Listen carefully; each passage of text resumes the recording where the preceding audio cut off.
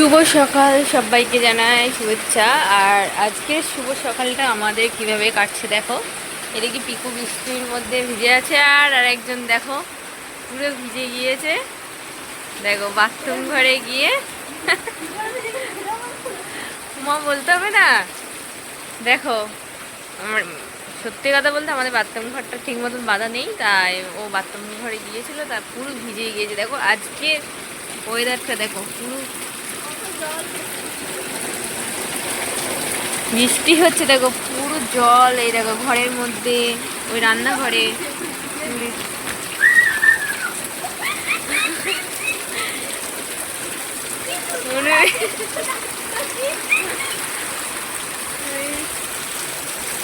ওদের খুব ভালো লাগছে, আমারও ইচ্ছা হচ্ছে যেতে।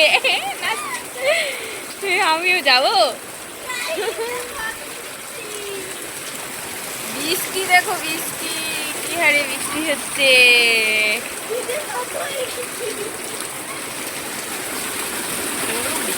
জলের জল দেখো,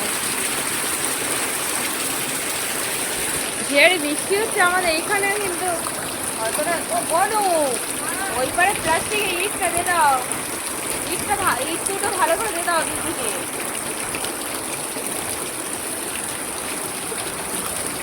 দেখো ঘরে এই দেখো টপ টপ করে এই চালে থেকে জল পড়ছে।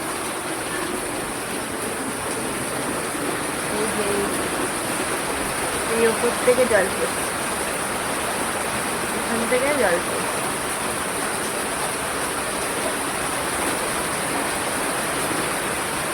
আমার এখনো বিছানা তোলা হয়নি, তা আজকে বিছানার চাদরটা পাল্টে দেবো। আর এদিকে পুজো অনুদি দিয়েছে, দেখো পুজো দিয়ে দিয়েছে। আজকে ডিম রান্না হবে, পিসিকে ডিম আনতে বলেছিলাম, তা ডিম আনতে গিয়েছে। আর ভাতটা করে রেখে দিয়েছে অনু। এই যে আমাদের বাথরুম ঘরটা দেখো গাইস, কি অবস্থা। এই দেখে দেখো জলে জল, খালটা দেখো পুরো জলে জল হয়ে গেছে।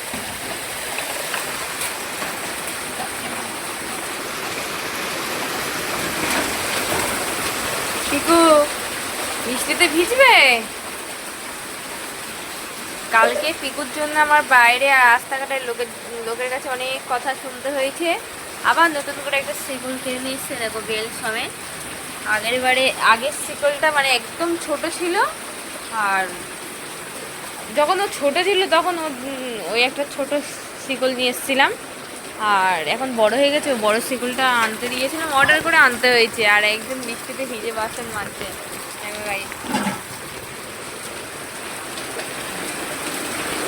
সব জায়গা থেকে জল পড়ছে আমাদের ঘরে নামে।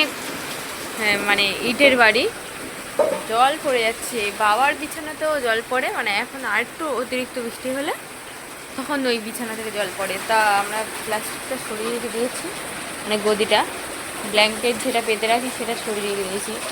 হ্যাঁ পিকুকে আমি তোমাদের কথা বলছিলাম, এই যে উৎপাত, ও চাই সবার কাছে লোকের কথা শোনাতে, আমার কাছে মানে শুধু কথা শোনাবে আমাকে। এত বদমাইশ, ভালো লাগে না একদম।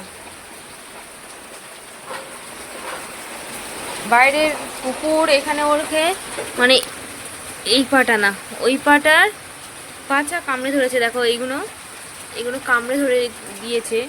তখন আমি মানে যেই কাকুটা আমাকে উল্টোপাল্টা বললো, আমি তাকে কিন্তু কোনোদিন কিছু বলিনি যে যে কেন তোমাদের কুকুরগুলো কামড়েছে, কেন এ করেছে, আমি কিন্তু বলিনি। কারণ দোষটা আমার ছিল, বাইরে চলে গেছিলো আর আমি ছিলাম না বাড়িতে, তাই দোষটা আমার হয়েছিল, তাই আমি কিছু বলিনি।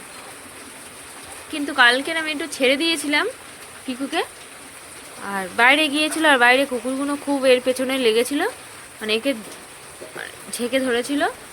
আর তারপরে কাকুটা আমাকে উল্টোপাল্টা বলে যে হ্যাঁ ছেড়ে রেখে দিয়েছে, কিছু হলে তখন টাকা পয়সা চাইবে, আর কিছু বলতে গেলে ঝগড়া করবে। মানে ভাবো, আমি এই যে কুকুরে কামড়েছে এই পারেও আছে, এই দেখো এই দেখো, ঠিক আছে এখনও ব্যথা সারেনি, তোমাদের দেখাচ্ছি। এই যে এই কামড়েছে, আমি মানে এত বড় আঘাত করেছে, আমি তখন কিছু বলিনি। আর সামান্য ওই কুকুরটা এ করছে বলে আমি নাকি ঝগড়া করবো বা আমি ওনার কাছ থেকে টাকা পয়সা চাইবো। যে অত বড় যে কামড়েছে তখন কিন্তু আমি কিছু বলিনি, আমি বলতেও যাইনি যে তোমার কুকুরগুলো আমার কুকুরটাকে মানে কামড়ে ধরে দিয়েছে পিকুকে, আমি কিন্তু একবারও বলিনি। তা সত্ত্বেও আমার সাথে মানে ওইভাবে ব্যবহার করেছি, মানে জানি না কেমন বাজে ব্যবহার।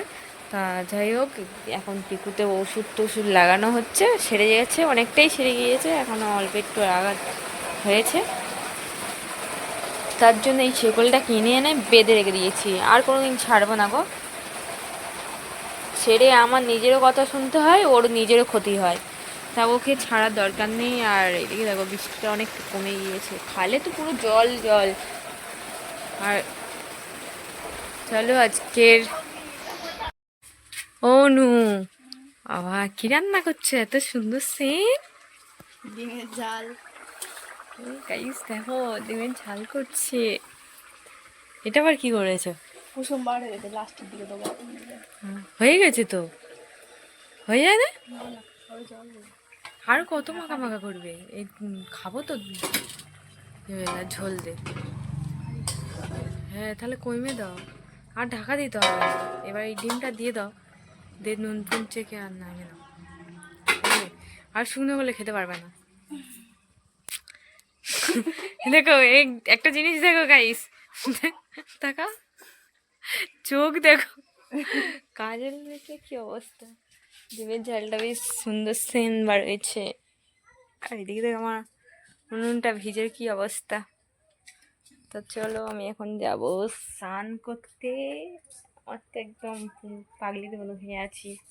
এখন যাবো স্নান করতে, তারপরে ডিমের ঝোলে ভাত খাবো, তারপরে ঘুম দেবো। আর পিকু তো সারাদিন ঘুমাই দেখো। ব্যাস,